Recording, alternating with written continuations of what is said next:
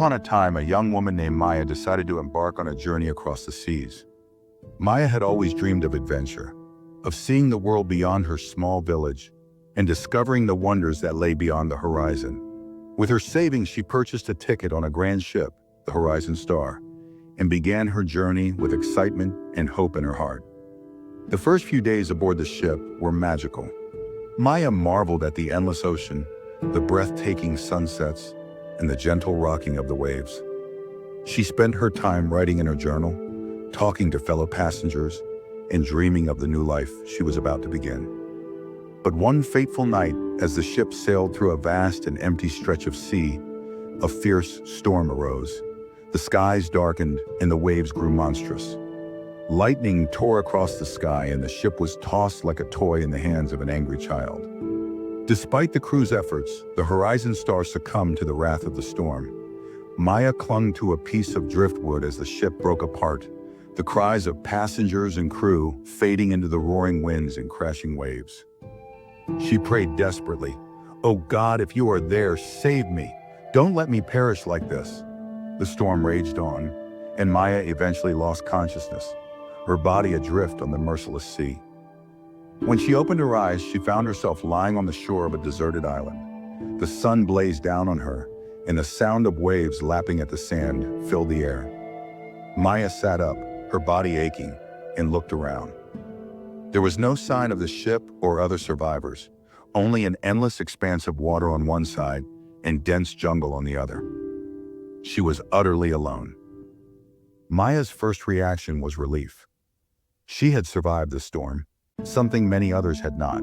But as the hours passed and the reality of her situation sank in, despair began to creep in.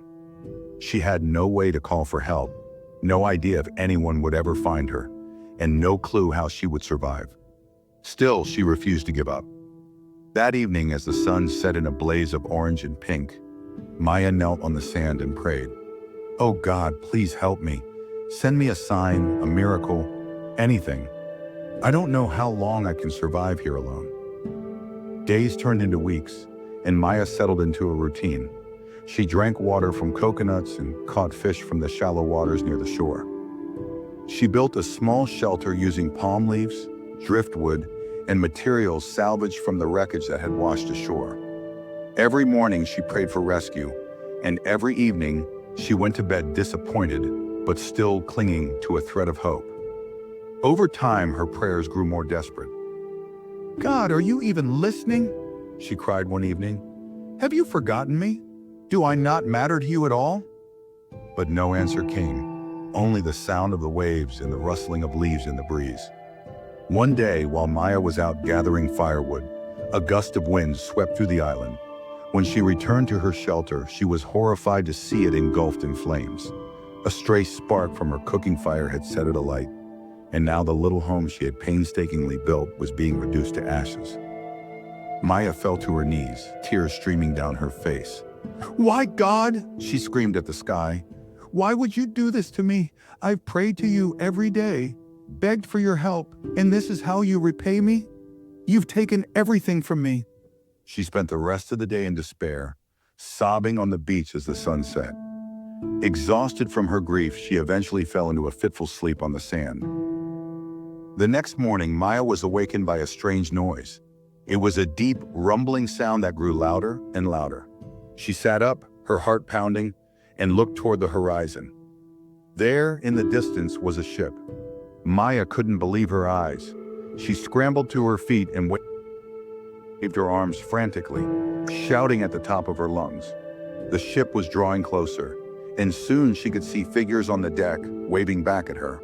A lifeboat was lowered, and within minutes, she was surrounded by sailors who helped her aboard. Once on the ship, Maya met the captain, who asked, "Are you the one who sent the smoke signal?" "Smoke signal?" Maya replied, confused. "We saw smoke rising from the island yesterday," the captain explained. "It was the only reason we knew someone was there. We wouldn't have come otherwise." Maya's heart skipped a beat as the realization hit her. The smoke signal had been her burning shelter. The very thing she had cursed as a cruel twist of fate had been the sign that saved her life. Tears filled her eyes as she looked up at the sky and whispered, "I'm sorry, God. I doubted you, but you had a plan all along." As the ship sailed towards civilization, Maya reflected on her ordeal. She realized that what had seemed like a series of misfortunes had been part of a greater plan, one she couldn't see at the time.